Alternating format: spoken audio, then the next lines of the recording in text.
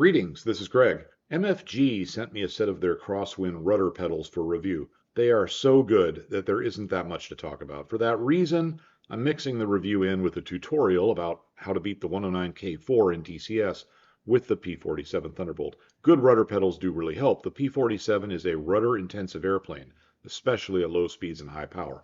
I'll talk about that more as we move along. The plane set in DCS is not optimized for recreations of historical combat in World War II. For example, historically, the vast majority of P-47 versus 109 battles were P-47Ds versus 109Gs. In DCS, the only 109 we have is the K4. That was a rare airplane. Even Eric Hartmann, the all-time ace of aces, flew a 109G for the entire war. Yet in DCS, anytime you're fighting a 109, it's the K4. From a dogfighting perspective, the K4 is a superior airplane. The closest Thunderbolt equivalent was the P-47M, M as in Mike, but that's not in DCS, so we have to dogfight the very best 109 with the late D model. Don't get me wrong, the P-47D 25 and up through the D40s were very good versions of the plane, but in a straight-up 1 versus 1 dogfight, the K4 is generally superior. It's not quite cut and dry because up at very high altitudes, say above 25,000 feet, the P-47 has the edge. But in DCS, you're almost never going to be fighting up that high, and if you do, the German plane will almost always dive to a lower altitude. What advantages does the 109 have? Well, it has advantages in speed, acceleration, climb, turn rate, turn radius. It's smaller, harder to see, and in DCS, it can easily outdive the Thunderbolt, which is nonsense, but that's the way it is within the sim. All that makes it sound pretty hopeless for the Thunderbolt pilot, but it's not. With the right tactics, you can beat an AI-flown 109K4 set on ace level 10 times out of 10, and even beat pretty good human opponents as often as not. Furthermore, there is a non-historical, almost cheat you can use to further tilt the odds in your favor. Let's talk about the basics first. Assuming one plane sees the other in time to turn towards it, most fights will start with a head-on pass. I'm going to use this image from Robert Shaw's book on fighter combat. I reference this book a lot. If that name sounds familiar to you, it's probably because Robert Shaw is the name of an actor, the actor who played a Bond villain and the shark hunter in Jaws. The author of the book is, of course, a different Robert Shaw. As the two planes pass by each other side by side, if one turns right and the other turns left, the planes will end up more or less nose to nose, which is what Shaw calls this situation. And this is exactly the situation we need to fully understand in order to beat the K4 with the Thunderbolt. Let's switch over to an official U.S. Navy manual depicting this same situation. They call it a one-circle flow. Now I want you to note, because this is a common misunderstanding, it's not a one-circle flow simply because the planes come nose to nose. Nose to nose and one circle are not necessarily the same thing. A critical component of the one-circle flow is that both circles are centered on approximately the same post. That's right there in the manual, but a lot of people miss it. Now, assuming both planes have equal turn performance in this situation, plane B here is advantaged for two reasons. First, the geometry involved ensures that it will get the shot. Second, the pilot of plane A will likely lose sight of his opponent as he rolls into the turn and then have to work hard to reacquire. For this reason, this isn't the situation you will normally see. I'm not saying that plane A couldn't ever prevail here. If it can turn with a tight enough radius, it will. Think A6M0 versus Curtiss P40. The 109 has the edge over the Thunderbolt in turn radius, but not by much. If the start of the 109's turn is offset like what you see here, in other words, if plane A is the 109 and plane B is the Thunderbolt, then the Thunderbolt will get the shot. The farther apart the planes are laterally at the merge, the better this will be for plane B. Now in DCS, the AI, or I should say so-called AI, flown 109 on ace level, will never make this mistake. Humans often will, but AI won't. After the merge, AI in a DCS 109 at ace level will correctly turn towards the opponent after the merge, creating what the U.S. Navy calls a two-circle flow. In this situation, the plane with the better turn rate wins, and that's the 109K4. Note that a two-circle flow means that the planes are circling around different posts. That's critical. If both are circling around the same post, even if not nose to nose, that changes things completely. If that happens, turn radius starts to become a bigger factor. A well-flown K4 will turn into the two-circle flow at the merge. If this happens, and the two-circle flow is allowed to continue for very long, the 109 with an even moderately competent pilot will eventually end up in the control zone of the Thunderbolt, which is very bad for the Thunderbolt. In these turning fights, normally both circles will overlap each other to some degree. That means there will be a point or points at which the two planes are very close to each other laterally. What you want to do in the Thunderbolt is enter the rate fight, and at the point where you're close laterally, switch it over to a nose-to-nose radius fight. In this situation, the Thunderbolt has two advantages over the 109. The Thunderbolt's flaps work well, and they're fast moving. You can add in 10 or even 20 degrees of flaps to tighten up that turn radius. You have to be able to do this without looking at them, and it does take some practice. When in a low-speed turn to the right with the flaps out, keep in mind you're going to need a lot of right rudder, sometimes full right rudder. With the Thunderbolt's full 2,600 horsepower, 600 more than the rudder was initially designed to handle, the plane is a handful at low speeds where rudder effectiveness is reduced, so this does take some practice. The 109 pilot will have a much harder time if he wants to extend and retract flaps during this type of fight, and he usually won't. Even if the 109 does use flaps, it won't change the game plan here. With flaps, the 47 will win the radius fight more often than not.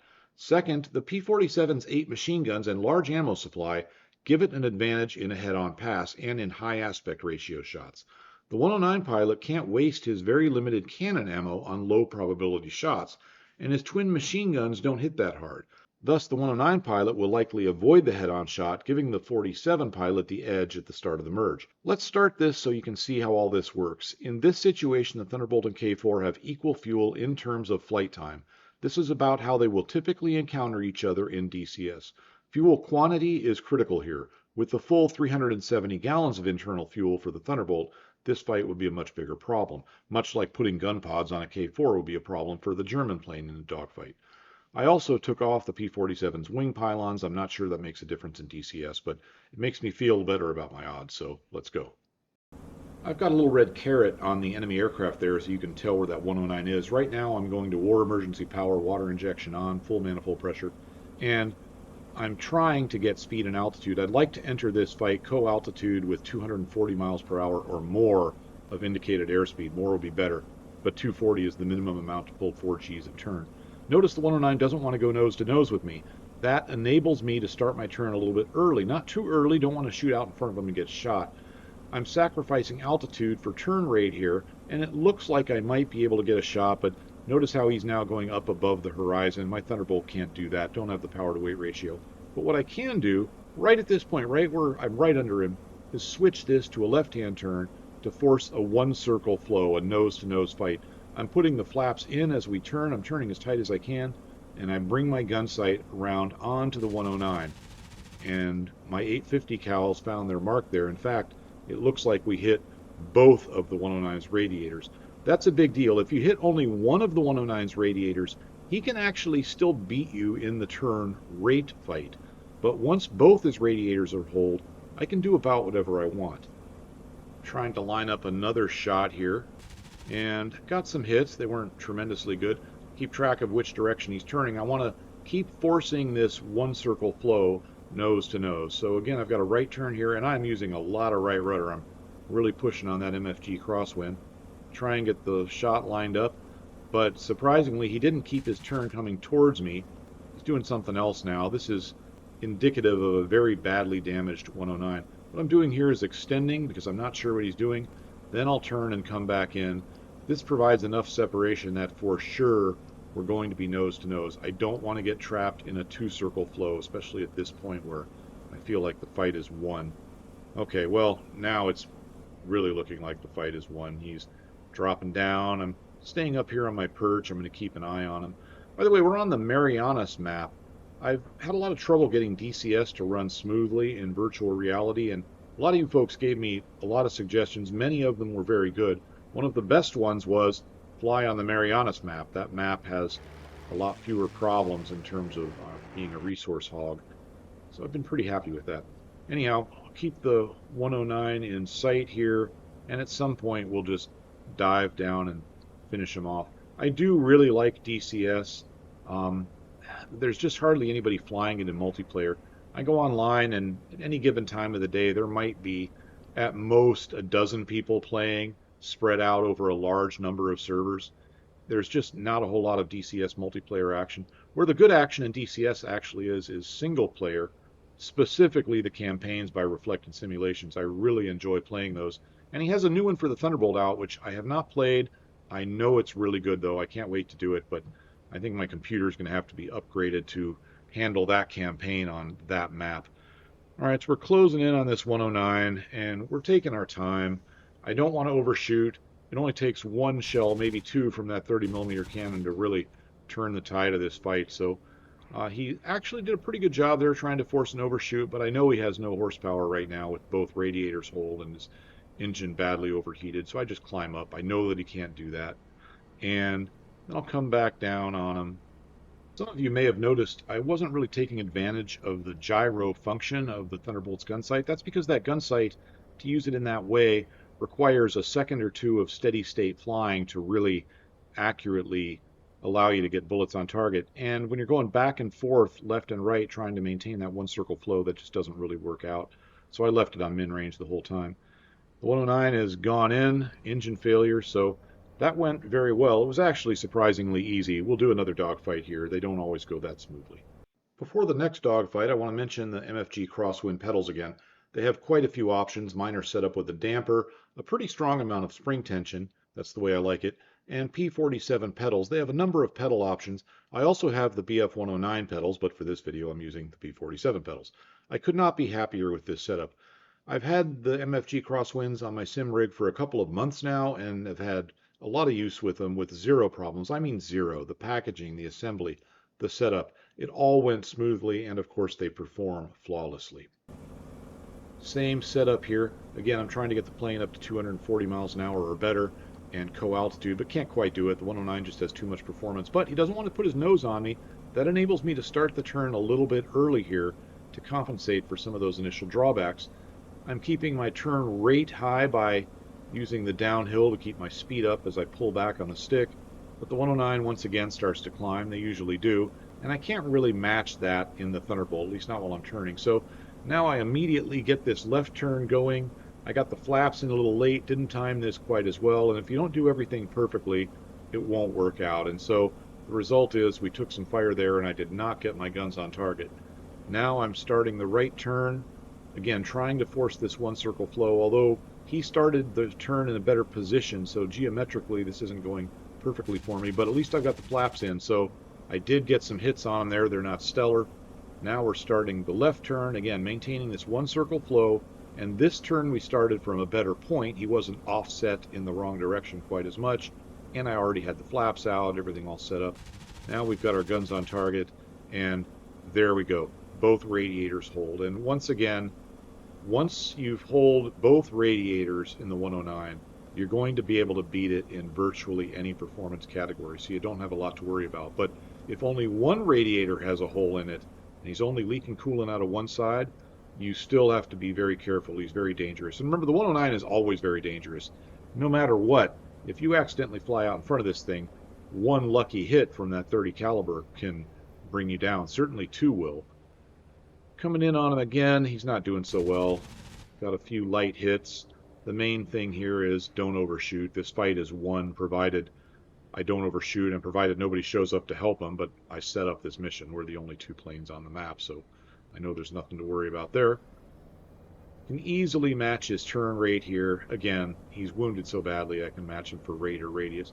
This would actually be a good time to set the gyro sight up by extending its range out to match the 109's wingspan, but I'm not going to bother. I'm just going to do what I do, line him up, and get the shot. Like I say, he's absolutely doomed.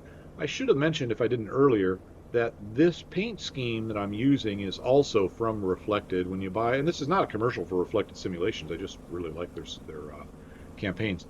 When you get the campaigns from Reflected, you get a large number of paint schemes for all of the planes that are in the campaign, in this case on 109 and Thunderbolt.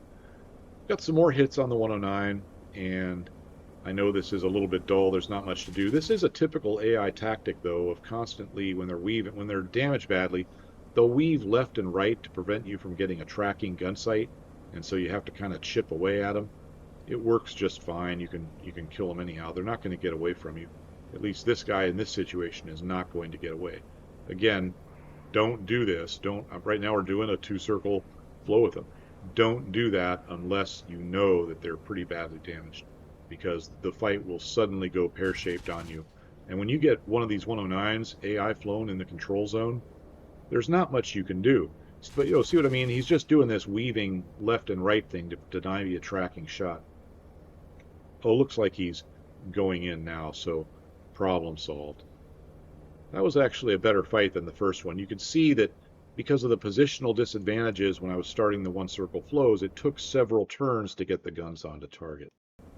One more time, I want to say this is a little more difficult than it looks. You do have to really practice maximum performance turns in the Thunderbolt, keeping it right on the edge. And make sure to do it with and without flaps, because you're going to need 10 or 20 degrees of flaps when you're doing this. Some of these turns I'm using 20 degrees. Don't forget your engine management, cowl flaps closed, oil cooler shutters all the way open, intercooler shutters half to maybe 3/4, even full sometimes if you're on a warmer map. Sometimes the 109 will use the vertical a lot, and if that happens, it's very important to keep your speed up high enough so that when the 109 comes down on you, you can get your nose up and point your guns at him. Now, this turn, I don't know if you noticed, but I got a slight accelerated stall there, and that caused me to start this turn late. Very bad, but hopefully we'll be able to make up for it. So the 109 got some shots on us, and I couldn't get the nose around to him. And the 109 is now starting this second one circle turn in an advantaged position, so it's going to be really hard for me to get the nose around this time. You can see how my turn rate decreased there. I needed to add a little more rudder, which I did towards the end. Now we're evened up more or less. I'm a little slow, but at least positionally, this nose-to-nose turn is starting from about an equal position. So now I can get the nose around, get the gun sight on, and we got some decent hits. And now we're starting from a very equal position. My plane's already configured for this turn. His is damaged, and we're really bringing the nose around now. If you see the nose start to yaw to the left at all during the turn, more right rudder, and don't be shy with that rudder. We got some really good hits on him there, and he keeps turning the same direction. So we'll keep going this direction again for the nose-to-nose turn, and we'll get an easy shot if he comes back at us, but he's not. He's going down. That was a pretty hard hit. I think those rounds went right into the cockpit, or maybe they knocked out the engine. I'm not quite sure. But we'll throttle back a little bit and just watch this from up here in case he's not going down. There's the explosion.